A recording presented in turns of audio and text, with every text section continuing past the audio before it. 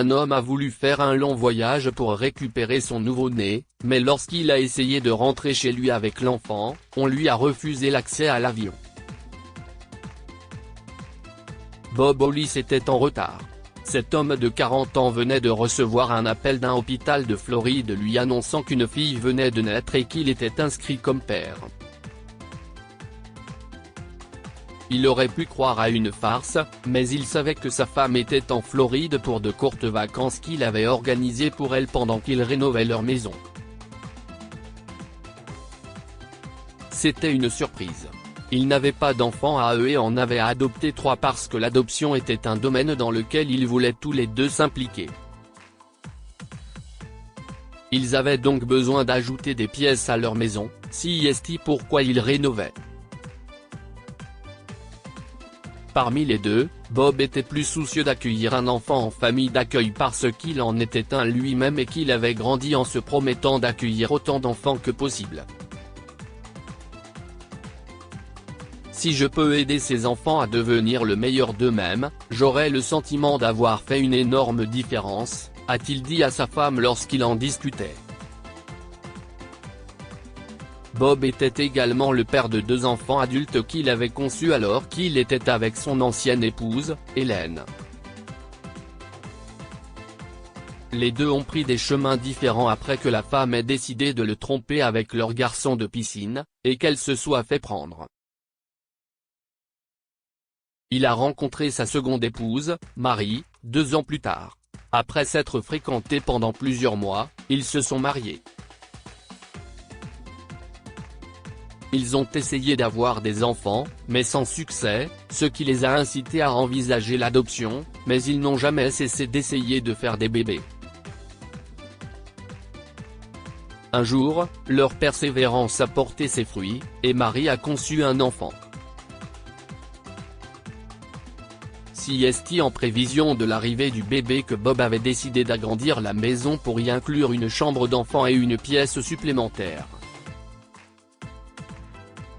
Après avoir pris cette décision, il a fait prendre à Marie, qui devait accoucher dans 2 mois, un avion pour la Floride, un endroit qu'elle a toujours voulu visiter. Mais lorsqu'elle est arrivée en Floride, la femme est immédiatement entrée en travail et a ensuite été emmenée d'urgence à l'hôpital. Malheureusement, elle est décédée pendant l'accouchement. On a alors dit à Bob que, comme l'enfant était un nouveau-né, il lui fallait prendre l'avion immédiatement. Il a donc fait ses valises et s'est envolé pour la Floride afin de récupérer sa fille. Lorsque son avion a atterri, il a loué une voiture et s'est rendu à l'hôpital, où sa femme serait décédée. La nouvelle de sa mort le rongeait encore, mais il savait qu'il aurait le temps de faire son deuil plus tard, alors il s'est concentré sur le retour de leur unique enfant. Lorsqu'il est arrivé à l'hôpital, il a rencontré la bénévole de l'unité de soins intensifs, une femme âgée de 82 ans et récemment veuve. Elle s'appelait Madame Stix, et elle avait des choses à dire à Bob. Que s'est-il passé ? Lui a-t-il demandé dès qu'il est entré dans son bureau. Asseyez-vous, monsieur Hollis, a-t-elle dit calmement. Je suis mieux debout, a-t-il répondu. Je suis désolé pour votre perte monsieur Hollis, mais votre femme a souffert de quelques complications en donnant naissance à votre enfant. À ce moment-là, Bob a pleuré amèrement, et Madame Stix l'a tranquillement observé, choisissant de le laisser faire son deuil. Après quelques minutes, elle s'est éclaircie la gorge et a pris la parole. Si je comprends bien, vous êtes venu pour l'enfant, mais je dois m'assurer que vous avez ce qu'il faut pour vous en occuper, dit Madame Stix. Bob lui a fait savoir qu'il était déjà père et Madame Meredith Stix a hoché la tête en signe d'appréciation, comme pour dire, tu feras l'affaire, mais elle lui a quand même donné son numéro de téléphone.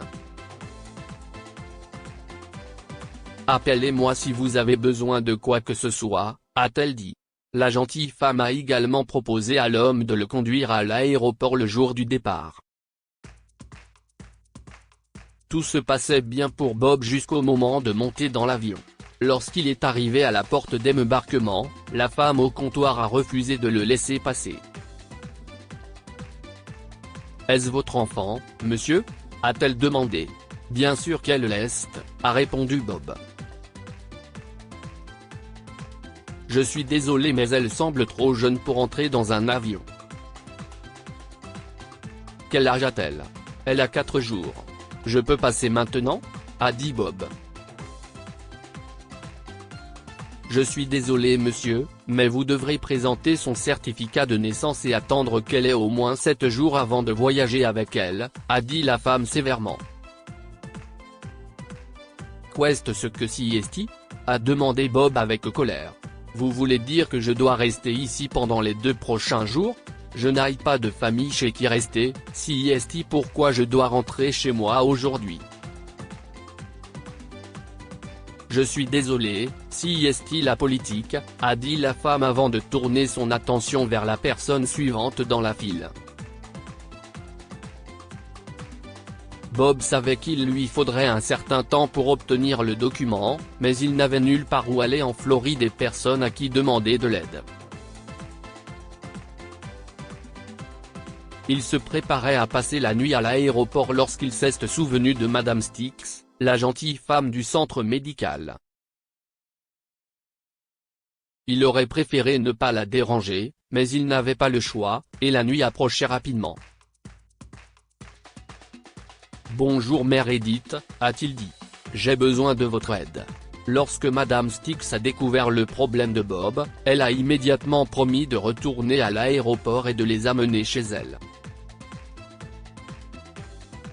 Une offre qui a stupéfié Bob, qui savait qu'il aurait très probablement refusé de l'aider s'il était à sa place.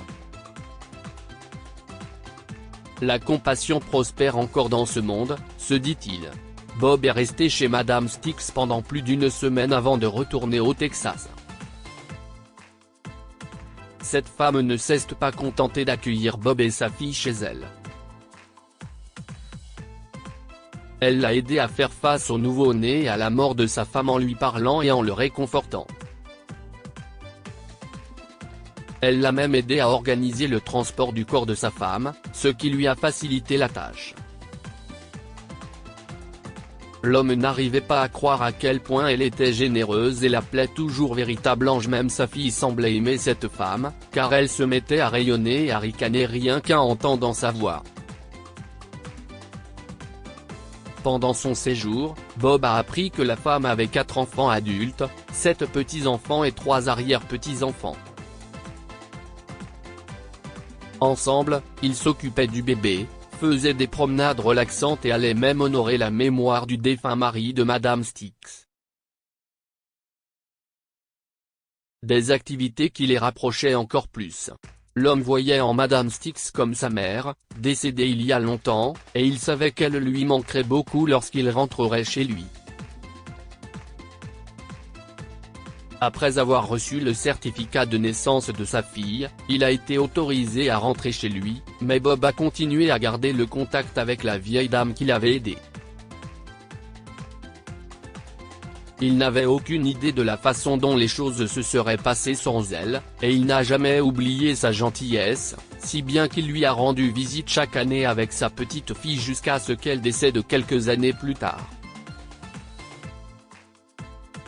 Un avocat l'a contacté lors de ses funérailles et lui a dit que Madame Stix lui avait laissé une partie de son héritage, comme elle l'avait fait pour ses enfants.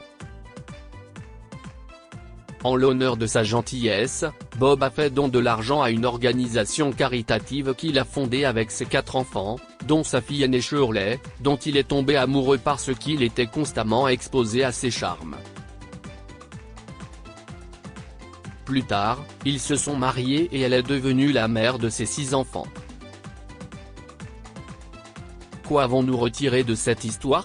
La gentillesse laisse une impression durable. Bob ne pourra jamais oublier Madame Stix, qui a été là pour lui dans les moments difficiles. son cœur l'a inspiré pour fonder l'organisation caritative, qui était un moyen de partager plus de bonté autour de lui. S'imprégner de la culture du don de soi. Bob a adopté 3 enfants avec sa défunte épouse parce qu'il venait lui-même d'un foyer d'accueil et qu'il voulait trouver un moyen d'améliorer la vie des enfants dans les orphelinats. C'est un acte digne d'être imité.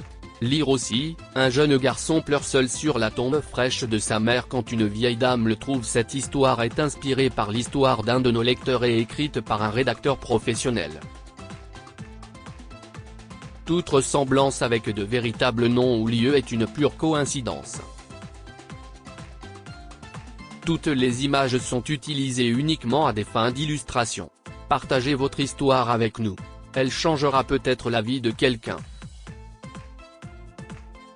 Si vous souhaitez partager votre histoire, envoyez-nous un mail à info@amomama.com. Abonnez-vous à Amomama sur Google News.